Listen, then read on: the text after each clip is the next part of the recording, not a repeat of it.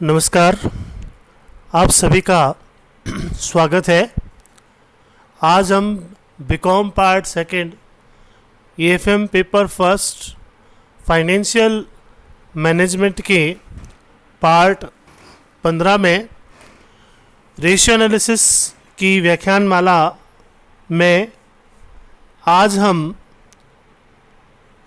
आपकी बुक वित्तीय प्रबंध बाय एम.आर. अग्रवाल के पृष्ठ संख्या 4.61 पर अंकित उदाहरण 49 पर हैं। उदाहरण संख्या 49 में आप देख रहे हैं कि नीचे दिए गए विवरण से जिंदल कंपनी लिमिटेड का चिट्ठा बनाइए। Using the following detail prepare balance sheet of Jindal company limited. Current ratio 2.75, acid test ratio 2.25, working capital 3,50,000, reserve and surplus 50,000, total current assets including inventory, trade receivables and cash equivalent only, which are the ratio 2:6:3, 2:6:3. Fixed assets are 50% of share capital. The share capital is 6 lakh. There are no other item of assets or liability. तो ये question है, आपने ध्यान से सुना होगा। अब इसके पहले वर्किंग नोट समझ लेते हैं कि इसमें क्या क्या अपने को दिया हुआ है और कैसे क्या चीज़ फाइंड आउट की हुई है। और इसमें देखो, सबसे पहले आपको ये बता रहे हैं कि शेयर कैपिटल 6 लाख है, उसका 50% फिक्स एसेट्स है। तो 6 लाख का 50% माने कितना हो गया? 3 लाख। तो 3 लाख अपनी फिक्स एसेट्स है। उसके अलावा वर्किंग कैपिटल अपने को 3,50,000 दिया हुआ है। तो क्वेश्चन में देखें आप कि करंट रेशियो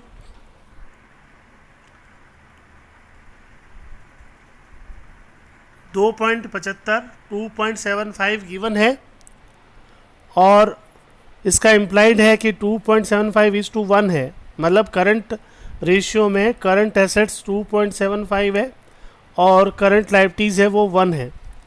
तो वर्किंग कैपिटल का मतलब होता है करंट एसेट्स में से करंट लायबिलिटीज़ को घटाना। तो 2.75 माइनस 1 करेंगे तो हमें 1.75 मिलेगा, यानी कि वर्किंग कैपिटल 1.75 है, जो कि 3,50,000 है। अर्थात हम ये कह सकते हैं कि 3,50,000 जो है वो 1.75 के इक्विवेलेंट है। और अब अपनी समस्या आसान होगी। 3,50,000 में भाग देंगे 1.75 का, और जो चीज़ हमें ज्ञात करनी है वह मल्टीप्लिकेशन में रखेंगे। तो 3,50,000 में भाग दिया 1.75 का और गुणा किया 2.75 से, तो हमें करंट एसेट्स पता लगेगी। और करंट एसेट्स जो है वह 5,50,000 होगी। 3,50,000 में भाग देंगे 1.75 का और गुणा करेंगे 2.75 से, तो हमें 5,50,000 रुपये करंट एसेट्स मिलेगी। इस तरह से करंट लायबिलिटीज़ भी हम ज्ञात कर सकते हैं। 3,50,000 में भाग देंगे 1.75 का और गुणा करेंगे 1 से, तो हमें करंट एसेट्स करंट लायबिलिटीज़ भी पता लग जाएगी और करंट लायबिलिटीज़ जो है वो 2 लाख निकलेगी। इसको दूसरा तरीके से भी देख सकते हैं। इसको टैली करना हो, वेरीफाई करना हो, तो 5,50,000 करंट एसेट्स अभी अपन ने निकाली है, वह 2.75 के बराबर है, 2.75 के बराबर है। तो 5,50,000 भाग देंगे 2.75, तो 2 लाख हमें करंट लायबिलिटीज़ प्राप्त होगी। तो इस प्रकार से करंट एसेट्स जो है वह 5,50,000 है और इस करंट एसेट्स के कंपोनेंट्स हमें बताए हैं कि करंट एसेट्स में क्या क्या चीज़ें हैं। करंट एसेट्स में हमारे पास 3 चीज़ है, इन्वेंट्री है, ट्रेड रिसीवेबल्स है, कैश एंड कैश इक्विवेलेंट्स है, जो कि ई नंबर पॉइंट में बताया गया है। उसका आपस में रेशियो 2:6:3 है। 2:6:3 मतलब 5,50,000 में इनको जोड़ देंगे, 6 + 2 + 3, इनको जोड़ने के बाद 11 मिलेगा। तो 5,50,000 जो है वो 11 के इक्विवेलेंट है। और इन्वेंट्री निकालने के लिए 5,50,000 में भाग देंगे 11 का और गुणा करेंगे 2 से, तो हमें इन्वेंट्री मिलेगी 1 लाख।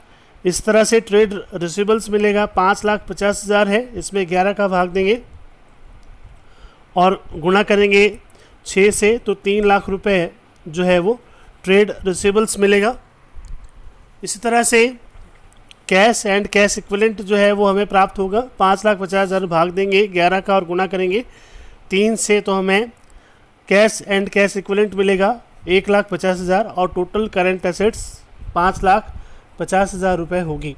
इस तरह से फिक्स एसेट्स भी मैंने आपको बताया था 3 लाख है, वह कैसे आया, 6 लाख में 50% जो है वो निकालेंगे। तो इस प्रकार से टोटल ऑफ बैलेंस शीट जो है 5,50,000 + 3 लाख 8,50,000 रुपये होगी। अब एक बार इस बैलेंस शीट के एसेट्स को समझ लेते हैं। एसेट्स में जैसा कि मैंने अभी बताया था, नॉन करंट एसेट्स यानी कि फिक्स एसेट्स जो है वह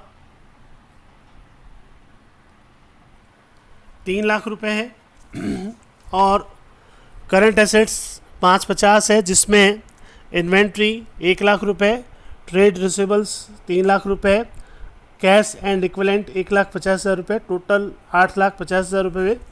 इसी प्रकार से करंट लायबिलिटीज़ जो है वह अपन ने 2 लाख निकाली थी।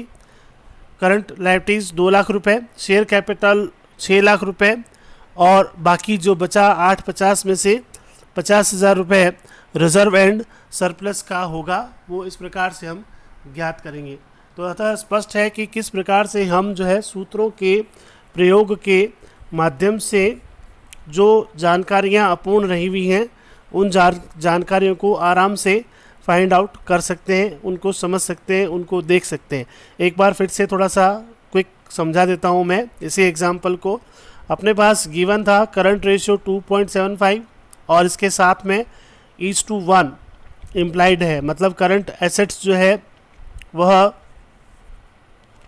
2.75 है, तो करंट लायबिलिटीज़ जो है वो अनुपात में 1 है। और इस तरह से एसेट टेस्ट रेशियो है 2.25 है और 1:1 करंट एसेट्स वही 1:1 जो है वो इम्प्लाइड है। और इसको एसेट टेस्ट रेशियो और करंट रेशियो में डिफरेंस जो होता है वह स्टॉक का होता है, स्टॉक और प्रीपेड एक्सपेंसेस का होता है। प्रीपेड एक्सपेंसेस जनरली ऐसे क्वेश्चंस में दिए हुए नहीं होते हैं, इसलिए ज़्यादा उसके बारे में सोचने की आवश्यकता नहीं होती है। तो इस प्रकार से जो डिफरेंस है वह स्टॉक है। तो हम स्टॉक का जो अमाउंट निकाला है अपन ने उसको इसके माध्यम से भी वेरीफाई कर सकते हैं, यानी कि 2.75 में से 2.25 घटाएंगे तो हमें 0.5 मिलेगा। और जैसा कि मैंने बताया था कि वर्किंग कैपिटल 3,50,000 है, वह वर्किंग कैपिटल 3,50,000 है, वह 1.75 के इक्विवेलेंट है। इसको अगर 0.5 से गुणा करेंगे तो हमें स्टॉक मिलेगा, यानी कि इसका आधा हमें स्टॉक मिलेगा। इस प्रकार से इन्वेंट्री को भी हम जो है फाइंड आउट कर सकते हैं डिफरेंस के माध्यम से। 0.5 का डिफरेंस है, यानी कि करंट लायबिलिटीज़ का आधा, करंट लायबिलिटीज़ 2 लाख है, उसका आधा 1 लाख इन्वेंट्री होगा। इस प्रकार से हम जो है वह सूत्रों के माध्यम से अपूर्ण चीज़ें ज्ञात कर सकते हैं। वैसे रिजर्व एंड सरप्लस भी आप देखें गिवन है 50,000 रुपये, शेयर कैपिटल गिवन है 6 लाख रुपये, ट्रेड पेबल्स या करंट लायबिलिटीज़ अपन ने ज्ञात किया है वह है 2 लाख रुपये और टोटल ऑफ करंट लायबिलिटीज़ है वह 8,50,000 रुपये है।